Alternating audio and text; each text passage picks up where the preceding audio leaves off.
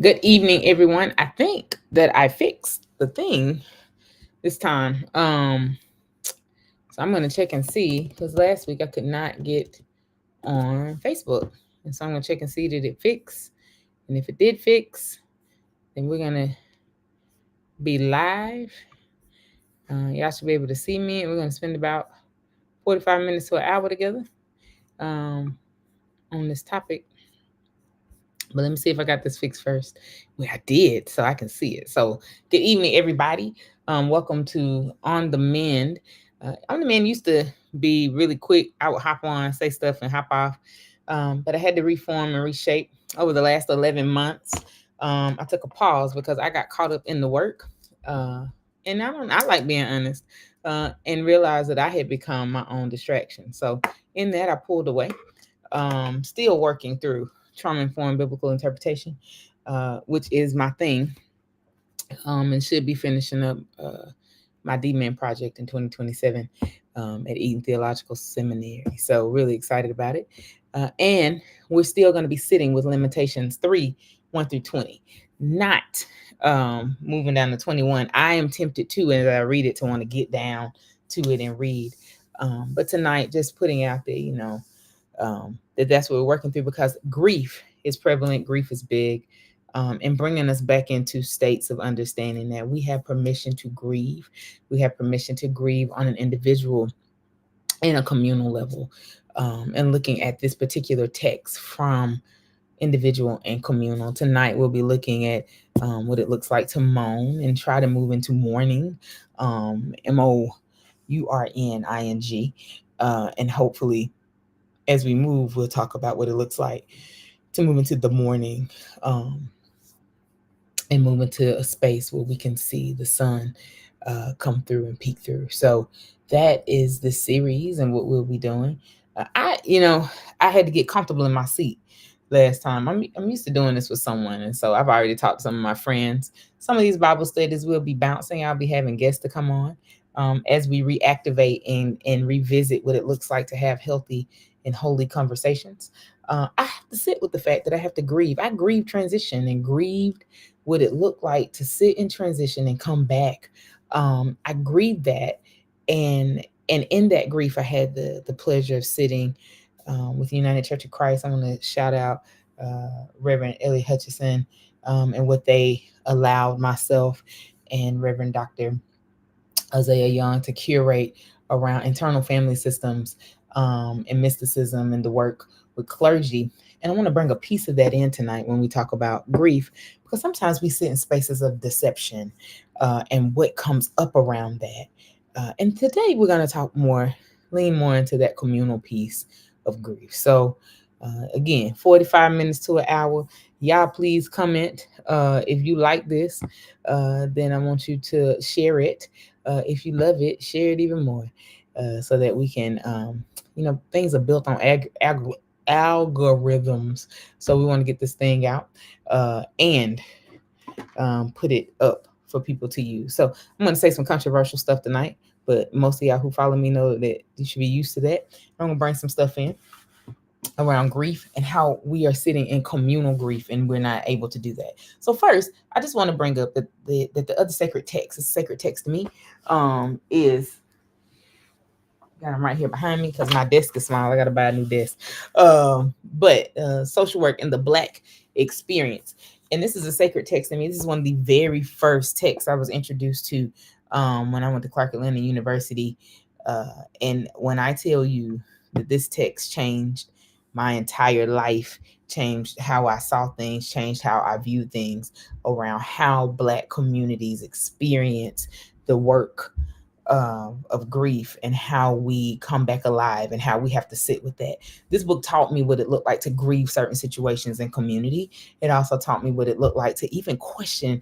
Some of y'all gonna get offended. Question if God was a bully around this thing. Like how do we show up in community and we serve a God that allows things to happen?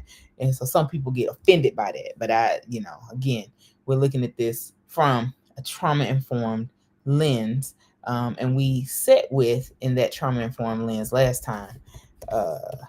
We set with the first spaces of trauma-informed care, if you know the model.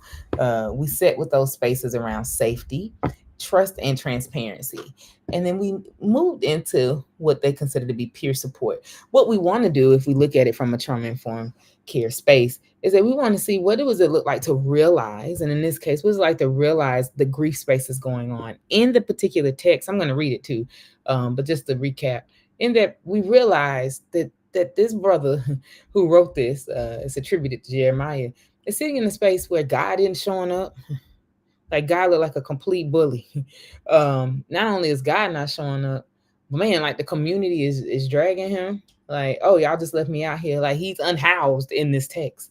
And then he had to sit with the grief and see how that was measuring up before he moved into understanding, but I gotta recall that God does show up and great is thy faithfulness. I want us to not move into that, but what does it look like to sit with our grief and approach it in a way that we can call out what's present so that we don't sit in seats of deception and we begin to deceive ourselves about what's present and what's there. The other thing is, as we realize that, we recognize it, and we recognize that we are grieving. Anything you do around that, we can recognize this even in the text, because what's the safety factors there? What is the trust? How are we seeing it? How transparent is it? Do we even have support? Is there a space for collaboration and to be understood? How is this empowering, and what voice is being there? What's the choice we have? What's the challenges that we may have?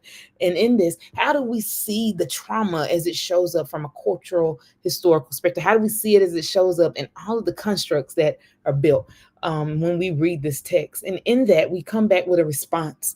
And so we haven't really got to this response. We didn't do that last week, but hopefully we might have some response today. And in that, we resist to try to move forward and just be a part and get along. That resistance is to challenge the system that's in front of us. Sometimes you got to challenge the text. So some of y'all might get offended when I say that, but challenge the text. Like, is this text even about me? Does it have anything to do with me? We have been brought up in Black spaces and other church spaces that this text is infallible and that nothing is wrong with it and it's the perfect will of God.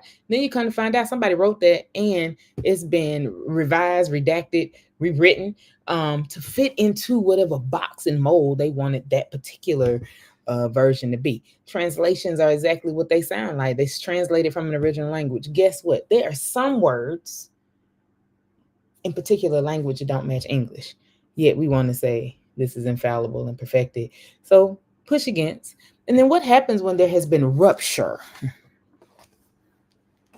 When we start to look at this text, because sometimes we skip pieces of the text because it's too uncomfortable, as we're going to reread Lamentations 3, 1 through 20 tonight. It's uncomfortable. So what happens when you read that and realize it might need to be a repair between you and the text? It might need to be a repair between you and the understanding of the text and how you approach community. Tonight, again, focusing in on grief. Don't skip your lament. And then what does it look like to come back in this space in resilience? I have this text, I have it in front of me, and I have a permission slip. I have choice. I am empowered to move in that from a lens that puts me into it to say, hey, this is how this lands for me and how I get to move in and out of my understanding of it. This allows one to be able to get this in their bones. It gives permission for you to reprocess how you see this and reflect in a way that's healthy and well. So let's get to it. I'm going to read this again from New Revised Standard version of this particular text. We're looking at Lamentations chapter 3, verses 1 through 20. I'm going to just read all of those verses. So this is not a norm, but this is a Bible study. Like if you were preaching, I was taught at the ITC, don't give people 20 verses. That's going to take their mind out. But we're in a Bible study. We're looking at them. Just going to read it. You can follow along. Then when they come through and talk about what this looks like, because some of this moaning space that we'll speak to tonight is the only way we could speak to the pain that's here. So again, as this is written in the New Revised Standard Version, that's the updated edition, the whole text of chapter 3 is labeled God's steadfast love. As if it even starts out with the deceptive space, because verses 1 through 20 don't feel, don't sound like a love space. So let's start there. Verse 1. I am one who has seen affliction under the rod of God's wrath. He has driven and brought me into darkness without any light. Against me alone, he turns his hand again and again all day long. That verse always gets me when I read it, because as the writer is saying, like, he turned his hand against me, like, again and again. This is a multiple turn. Some of us are sitting in spaces where we have to grieve. And tonight, again, leaning into a communal grief where it looks like the hand of God is just turning again and again and again and again. And we don't know how to speak to that, because what we do is avoid the pain. And if we can avoid that, then we move into spaces that may be deceptive. And we don't get a chance to do a communal mourn, a communal grief, a communal moan in this, because we bypass it. So again, don't skip your lament. Call it out. Like, this is happening again and again and again. Verse 4. He has made my flesh and skin waste away. He has broken my bones. He has besieged and enveloped me with bitterness and tribulation. He has made me sit in darkness like the dead of long ago. Where is this going? What is this looking like? In particular commentary, when I was studying it, it was saying, especially about verses 4 through 6, that the writer is sitting literally looking at how he's wasting away, and there is no help. There is no one to guide. There's no one to be there. The feeling of being alone. This feels like a moan, and this is like a permission slip when I see it, for us to sit back and discuss the actualities of what is happening in our lives. Our communities don't like to talk about that. I was just speaking to some of my friends who really don't like to talk about grief. Like, I get weird when I see grief. I get weird when anybody mentions grief. I just weird out, because I just want to find the joy in it all. But it is okay to sit with and be in the pain of grief. What grief can show us in this moment, and what grief can say to us in the moment, is that it gives us a permission slip to start to recall our history, not to dwell in grief. But grief is a natural emotion. I said this last week. Grief is natural. You're going to grieve something. The grief of a loss of a person, the grief of the loss of a thing, of a place, because that is going to come up. Grief is just as important and vital to our lives as joy, which is how you can see how the writer is moving in the waves of grief. Those of you went and read this text, y'all see verse 21 leads us into finding this space where God is going to show up in this place of steadfast love. Let's verse 7. He has walled me against so that I can not escape. He has walled me in so I cannot escape. Like, I'm stuck in this. He has put heavy chains on me. Though I call and cry for help, he shuts out my prayer. He has blocked my ways of hewn stone. He has made my paths crooked. I'm going to pause right here. So I was rereading a piece of Howard Thurman. I mentioned that earlier. And I was rereading a piece of Jesus and the Disinherited. And it was the piece on deception. And so Howard Thurman masterfully talks about what it may have looked like in states of moaning, or in states of putting out there what's happening around those who were enslaved in the master. And the first question that was asked, I loved how Howard Thurman put that out there, was like, oh, is it two heavens? Because the way you treat me on this earth, it has to be, right? And then they realize, no, because we only serve one God. So that is the logic, and that is the understanding that's there. We only serve one God. That's what we teach in our faith tradition. That's how we show up to it. We only serve one God. So if there's only one God, there's only one heaven, there's only one hell. And so what the slaves would say was, well, I must be living hell right now. I must be moving through that right now, because this can't be heaven. And when I get to heaven, here comes some of our moans. Like, when I get to heaven, I'm going to be able to put on my shoes. I'm going to be able to put on my robe, because I've earned that. And clearly, the slave master is living in heaven right now because of all the things that we are enduring. They had to move in the space of deception because they were sitting in the weaker seat. In that weaker seat, they were able to call out the stuff. And the writer in this text is calling out, you walled me into this. Everything is heavy. You shut out my prayers. You even blocked my path. So my paths are crooked. I can't get to them. And what does that feel like as we sit through that and move? And let's do another pause. What is that looking like now?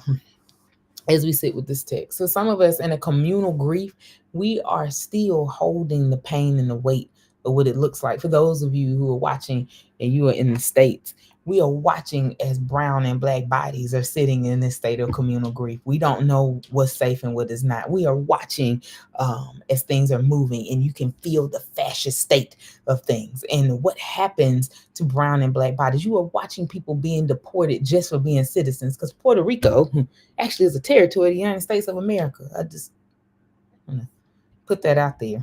And you watch people get deported, you watch stuff happening, right? So what happens with that? What goes on with that? And how do we sit in these spaces and maneuver through them? Because again, this is the text that we're holding on to. This is the text that we're moving through. All right, verse 10. He is a bear lying in wait for me, and a lion hiding. He led me off my way and tore me to pieces. He has made me desolate. He bent his bow and sent me as a mark for his arrow. Let's take a pause right there. All the stuff that's coming. Again, the writer is speaking to God and speaking about God and what has happened in this path and how this lament is there. Do not skip your lament. Hold fast to knowing that you have a right to state your grief, you have a right to call it out, and what it looks like, what it smells like, how it shows up. If you can hold on to that, then you get to move into this next space. But call out your grief, because it also helps you see, where am I not safe? And in this moment of transparency, you get to call out how this is landing in your system. How is this showing up? What is causing the adversity that may be causing you to have a block? And that's a big piece and a big space that's there. Verse 13, he shot into my vitals the arrows of his quiver. I have become the laughing stock of my people. He moves us now back into a communal state, like not just between him and God, but what is the effect of community? How has this shown up? How has this caused me to be in the communal space that I understand it to be? I have become the laughing stock of my people and the object of their taunt songs all day long. He has filled me with bitterness. He has sat me with wormwood. Like, it is okay to say that there is anger and issue that is coming up in your grief. Even the grief cycle that's understood and that's giving out. That is a part of what happens in the grief cycle. So I'm going to use some old school grief cycles. I'm going to put Margaret spin on it. I appreciate Elizabeth Kubler-Ross for creating what we know in present day around the grief cycle. And I want to put this out there. In our grief cycle, we have to recognize that this is a cycle. So some of us believe that we'll move through things in a linear fashion. And so I'll hit this, I'll hit that, and then I'll finally, through all the stages, once I make it through all the stages, then I can accept it and move on. Because of that, we often skip that time to sit with and lament. We often skip it because somebody's telling us you cannot do that. And so we deceive ourselves. And in that deception, we realize that we sit in states of unwellness because we have not taken the time to grieve. We don't get to move into this sunshine space because we haven't taken the time to moan and state our grief. So in the book, Social Work in the Black Experience, they speak to where we may be grieving, where we may be sitting in our moan space. And so for populations now, we can sit and see, this is some of the stuff is repeat. Like, this book was written in the 1990s. So it's sacred text. Some people might, oh, it's outdated, but it's a lot of things that come up. And how they took the works of theology and it was an interweave with the work of social work to bring into this culmination of understanding that we can sit in a state where we can moan, because they utilize a blues pattern in this book. We can moan, we can mourn, and then we can see the light that comes. So we get to, and what we're doing, verse 21, right? So here is how that sits. One, how are we grieving in community? How is it a laughing stock? Owning where our grief personally, what are you holding on to that may be sitting in a space that's denial? Like, these are the markers of grief. And then what is making you angry? In this text, I can't imagine that Jeremiah, the person who wrote this text, is not sitting in some state of frustration, some state of anger. because this is painful and it hurts. And he's sitting in a space where he has to grieve. The name of the entire book that I'm reading is Lamentations. Right. So sitting in that space of how this pain sits and what comes up, it is hard. And how do we manage that and move through it? The other space that we want to hold or we want to sit in, outside of that denial of it, because I can't believe this is happening to me. I mean, even the particular, when we start out reading this text, I am one who has seen affliction under God's wrath, is driven and brought me into darkness without light, against me alone. His turns his hand again and again all day long. That's even a state of shock when you read it. Like this is happening over and over and over again. Like really? So you might sit in spaces where it feels like denial. You might sit in spaces where that grief is loud, and owning that grief is loud. So being with that anger, um, and being with those two spaces, because again, Kubler Ross gives us 5 to 7. I like to use the one that is the 7 wheel. That was the updated version. So you're sitting in that. So it's denial, or the shock, the anger, and then you start to move into a space where you start to bargain. So let's see where we are in the text.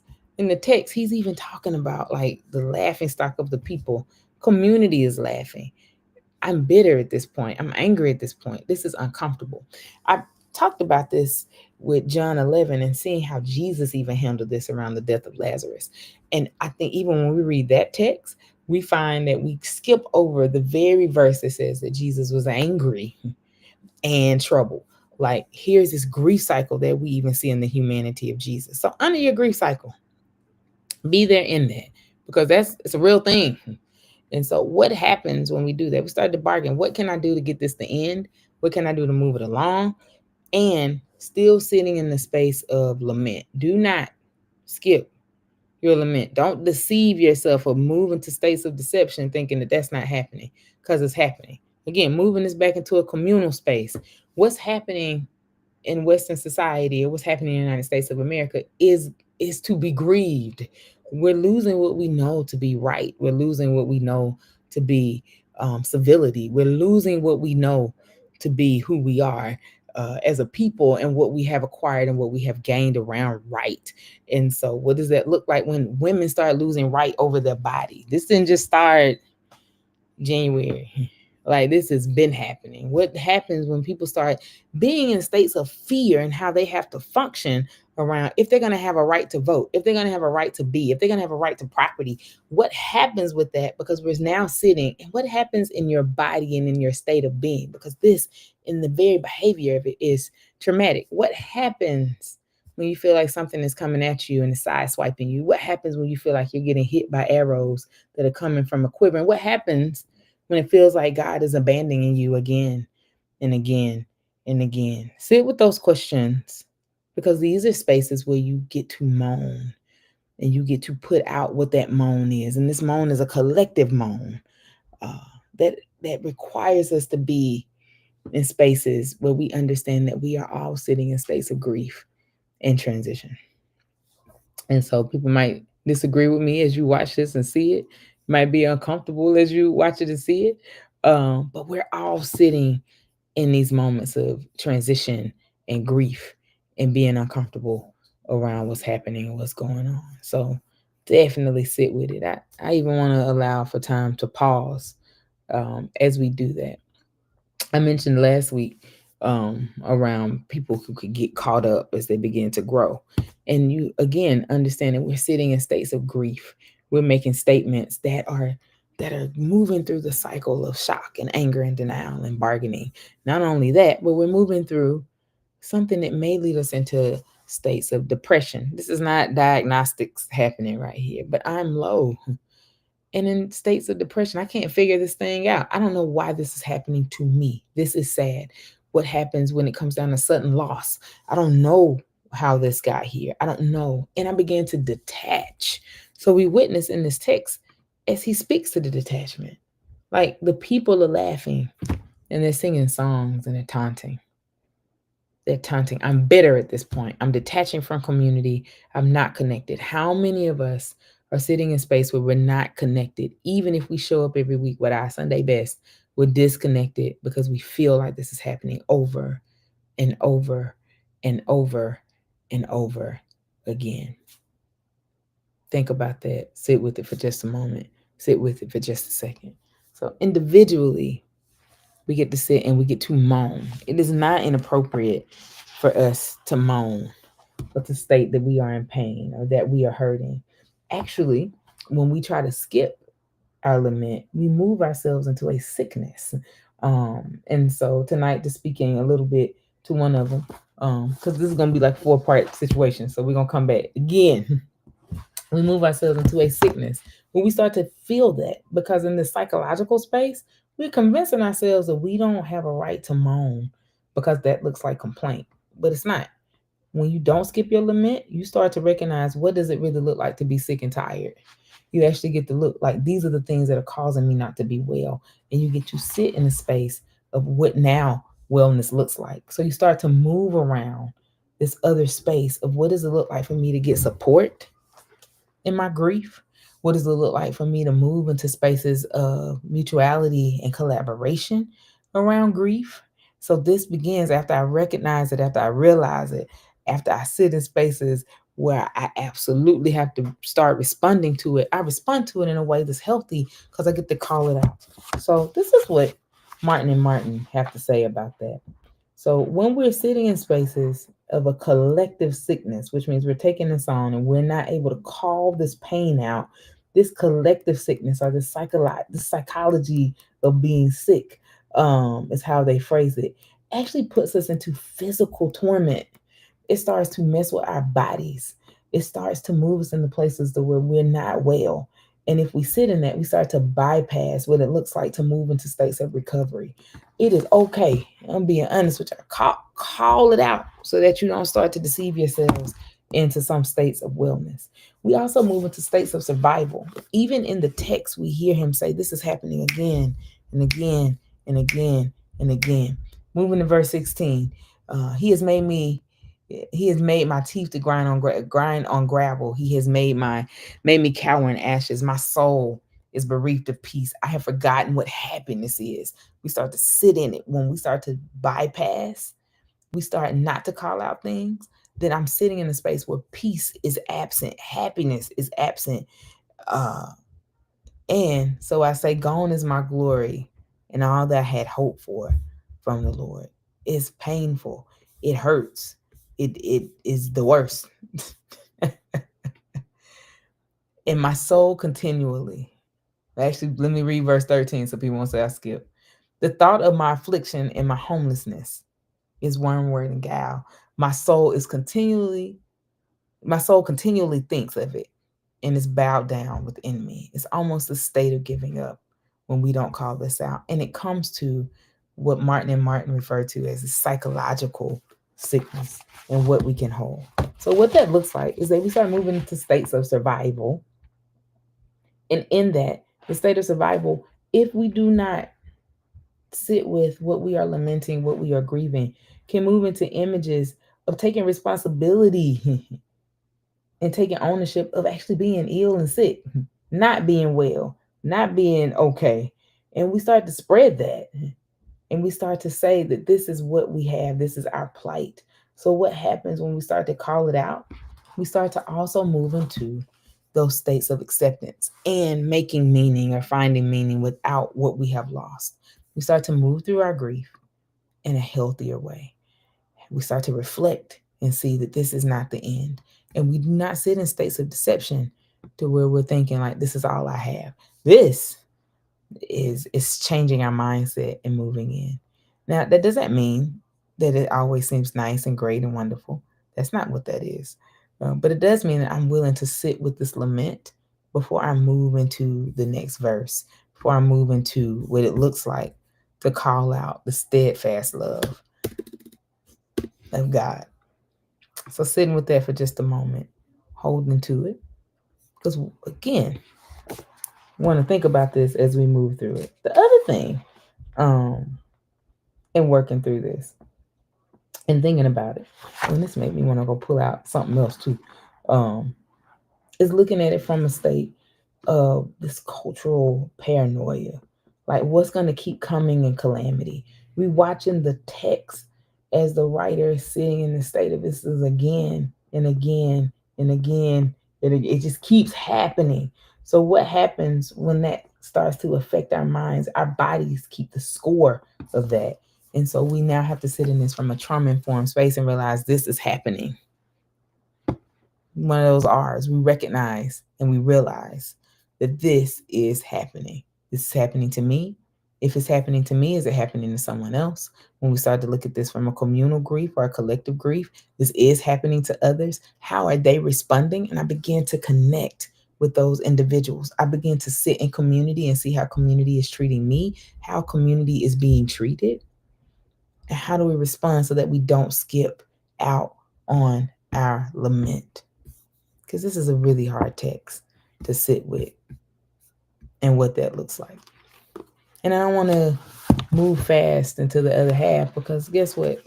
To move fast is to offer that we skip it and bypass it. And that's not healthy. Call it out. So the cultural paranoia of it. What does it look like when we start to see sickness and we start to detect the patterns of pain that keep showing up? This is something just to offer to you all from, again, a trauma-informed lens of what this text could look like. We watch as the writer starts to call out a particular pattern of that again and again. If you go back through the verses and you'll see it's around verse. I'm going back to it because I left my little note card upstairs. But you start to see the pattern starting at verse 4. And he lists the pattern as you see it written. Like first, he's paying attention to his own physical body being affected. Then from that, he's paying attention to how mentally he's being affected. He feels like he's chained to this lament. He feels like he is holding it. And then he feels like spiritually something is trying to rip him apart. There's a bear lying in wait to rip him apart. He feels like things are being shot at him. He feels like somebody's coming for him, like arrows are hitting him. And then the community now is showing up in the way that his lament, they're laughing at him, they're taunting him. We start to see this pattern of what it looks like again and again. And then from that, he's filled with this bitterness because he's feeling alone, he's feeling disconnected. And so how do we move into this space? And here comes this paranoia of, is community going to really show up? Because now his soul is bent down and that loss of hope shows up. And in this, he's not skipping this lament because all of this is happening. Recognize that. So for church leaders and people who show up and you work in church space, listen to your congregants when they're offering you that space of lament and they're telling you what's happening. They're telling you how things are working and how things are holding. Hold that with them so it won't be a moment that could look like deception and we're offering them a false hope in the moment. I appreciate this text because there is not a false hope offered by the author. He doesn't jump into how great God is before listing all the things that are happening. So he's moving through that grief cycle and understanding, hey, this stuff is here and I can accept this. I can accept that this is what's happening to me. That does not mean he's dwelling in it. It's just I'm accepting that this is what's happening to me and I don't have to like it. It hurts. And all of this stuff can be happening all at the same time. And I can sit in the pain of it all. So again, we're still sitting with that moaning and how we do that. And then what does it look like to try to forget it? So as we move through our moan, sometimes we move as if we are closed in. And I just want to forget that. So we don't want to move through some of these stages of grief or this cycle of grief that is happening. That is when we start to move through those spaces that are deceptive. And when we do that, we start to become our very own deception. Think about the people who are hurting in your congregations. Think about the people who are hurting in your communities and anything that may sound false to them. As a therapist, we invite people, be real about your experience and what is happening. I encourage people who are leaders. I encourage people who are just sitting in congregations. You say, I don't lead anywhere. If you're listening to this, be honest about your experience. Being honest about your experience allows you, again, to realize it and recognize it before you try to bypass it and move past it. If you can realize it and recognize it, then you can respond to it in a way that is healthier than if you tried to bypass it. I call out a friend of mine. Her name is Coach Deb, and her whole mantra is, "You can't heal what you can't reveal." And in a trauma informed way of looking at this text, this is a revelation from the writer of saying, "This is all happening to me." This writer, I invite you all to go read the book of Jeremiah and read the first two chapters of Lamentations. You will see all that is happening, even Jeremiah not wanting to do the assignment that's in front of him, and how grievous this work is. And so, as he's sitting with it, I got to realize it, recognize it, and then I can have a healthier response. And so, I'm going to wrap it up because I'm going to cheat and I'm going to drop down to verse 21. And I'll be back next week, 7 o'clock. Y'all will see me doing these Bible studies regularly because I am back. We're on the mend. And I'm going to leave y'all with some points tonight on how to sit and not skip your lament. And then we'll come and we'll wrap this up. We'll wrap up this part of the moan and move into the mourning next week. And that mourning is how we sit and we mourn what is happening, so that we can honor the grief that is present and we do not skip our lament. But verse 21, but this I call to mind, and therefore I have hope. The steadfast love of the Lord never ceases. His mercies never come to an end, and they are new every morning. Great is your faithfulness. The Lord is my portion, says my soul, and therefore I will hope in him. I'm going to stop at verse 24 on purpose. And I want everyone to sit with that, because in verse 20, my soul continually thinks of it and is bowed down within me. His soul was hurting, his soul was holding, and the grief was being processed. When we look at that and we see that grief is being processed, understand that we're not skipping out on what grief can do. We're not skipping out on what presents inside of that grief space, but we are honoring and realizing this stuff is happening to us. In that recognition, we also get to see how we relate and how we sit and find resourcing for our pain. That came in verse 21, but we'll talk about that next week, because that comes along with how we have the ability to mourn. And I believe that people of color are often not given the option and the choice to mourn. We are told that we cannot, or we are told that we don't need to, and we're given options to bypass. But what does it look like before we start to go into some level of praise? I believe that when we grieve and when we sit in spaces where we're not deceiving ourselves around the grief, we are able to start taking ownership of what happens in our nervous systems. We're able to start taking ownership of what happens around us and how it affects us. And we're able to recognize what we need in the moment, because that grief can be traumatic. We start to recognize what is necessary for our safety and how we get to trust when we do that. And I believe that that is how the writer in Lamentations 3 got to do that. He came back and then he said, but then my soul remembers, because I got to sit in my grief. I didn't skip the lament. I got to call out what was happening to my body, my mind, my soul, and what was happening inside of community. And because of that, I now get to move into what it looks like to be, from my transparency, what it looks like on me having support, and what does it look like for me to collaborate. That collaboration happens when, and in verse 21, I recall to my mind. So we don't skip the lament. And if we don't skip the lament, then the recall in our mind is what that steadfastness looks like. Before we shout on the pain, we actually get to sit with the pain and we get to shout on what we know God can do and how God can show up. And as we do that, we also get to be honest about what's present in our pain and how we grieve and how we do that. And so, with that, leaving y'all with some points tonight. So, one, again, the title of this whole series is Don't Skip the Lament. Lament, grieve, call it out. List those things that are affecting you and how they're affecting you. There's no shame around that. Like, be able to do that. Call out systems. Say it. Call out how it's affecting your mind and your body.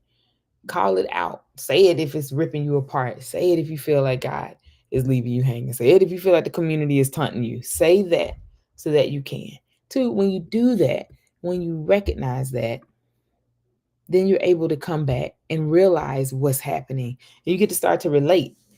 You get to start to see, how do I connect, or what am I not connected to? This moves you into moving into a level of safety. That safety looks like a physical safety. How do I get myself into a good space? It looks like a psychological safety. I'm actually calling the things out. And when I call them out, I get to see if I'm responding to them in a way that's well, or if I'm responding to them in a way that's not well. Also, what does it look like for me to have social safety? This text offers that he didn't feel safe with the community taunting him and then experiencing not having housing. In this text, we see that in the text, like, I don't even have a place to lay my head. So now I got to sit and see how that social safety is there, and then the spiritual safety. How do I lean into the totality of who I am and the beliefs that I have that are in front of me? Then I get to move into trust, and how this moves into how this informs my next moves and my care. And I get to recognize that and sit in a space of how that leads to me responding. Two, don't be your own deception.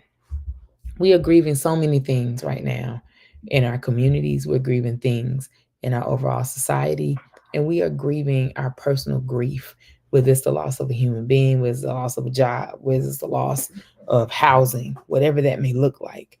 Honor that, and don't deceive yourself by bypassing that. Bypassing is just as powerful as if we were to dissociate from it. Why? Because we're not connected and we don't know how to be in it. And to be in it is to live through it. And there was where your testimony is, because you have now been able to say, this is where I did get to overcome. This is what I got to move with. And in that being with, you get to see what support you have. You also get to see what's the collaborations that's going to get me into a state of wellness that's well for me, and that causes me to move into resilience. And call out what things are there. Hey, I'm gonna be honest with y'all. Things are real. Like, it does look like a cultural issue. Because I where I live, people will say, we don't really need certain things. Like, we don't need DEI. We don't need diversity, equity, and inclusion. We don't need anything around affirmative action. And what does it look like when you have had a 400-year head start? This is what the book is talking about with social work in the Black experience. What does it look like to have a 400-year head start? It's a cultural grief that we're dealing with on that. And then, last but not least, how are you sitting with this in the mind, and how do you move to this before you jump into understanding, or you want to call out in this text that as you bring it to mind, you have hope? What does it look like before the hope, that you got to take the time to sit with your grief, honor your grief, even get intimate with this grief? Does not mean that you live in the grief, does not mean that you allow grief to overwhelm, but it is that you find respect for grief, because it, again, it is just as valuable, just as important as joy. It is just there to see how, because what it does is reshape and gives you the power of choice to move through. So this is On the Mend tonight. Please, if you like it, love it, then share it. And we'll be back next week for the third part of the series, and then we're going to move into the rest of the verses of Lamentations chapter 3. We will finish out with that. And I'm going to lean some into Jesus and the Disinherited. I think Howard Thurman, I know I'm not the only one, but I just think, like, was the most brilliant soul that lived, and love his work around mysticism, his connection with God, and his honesty. Jesus and the Disinherited is one of the books that I mark up a lot. It's got a lot of red and green and underlines, and looking at it. But I love how he approached the different areas, particularly around fear and hate. And then, of course, he looked at deception and love in that. And so, going to infuse a little bit of Howard Thurman into the ending of this conversation around do not skip the lament. Because as we watch communities and we watch how our current society in the United States is happening, it's painful to watch and see that's what's there. And we are literally living in states of lament that we should not skip. So, again, you guys stay on the mend. Healthy, holy conversations is doing more in its rebuild and coming back. So y'all look to that. And we got a book project on the way. So I got to send out this email to all the people who are being a part of this anthology that is looking at trauma-informed biblical interpretation, so that we can give you all some ideas. And those ideas look like, what does it look like to manage women's bodies, families? What does it look like to manage our grief? What does it look like for us to call out what we need, and how we see that in the text from those positions of trauma-informed care? So how do we look at this from a state of moving from safety to trust to support to collaboration to empowerment? And then how does this text apply to us from a cultural and historical perspective? And what does it look like to look at the text from the constructs which have been created by society? Like, what does it look like to look at this, look at the text as a Black woman? What does it look like to look at the text from the labels that have been given? And does this actually apply to me? Does it empower me to move? And does it put me in a state to where I can realize, recognize, I can respond to this? I can resist things that are going to bring me harm. I can repair what needs to be repaired and rupture. And then there can be some resilience around how I get to show up with my voice and my choice. So we're going to put that in there and bring that out to you all. So I'll see you next week, same time, same place. And if you got any questions, DM me. And I'm really excited to be back. So you guys stay on the mend. I appreciate you all for supporting Healthy Holy Conversations on the Mend and MLC Consulting LLC. And I will see you all next week.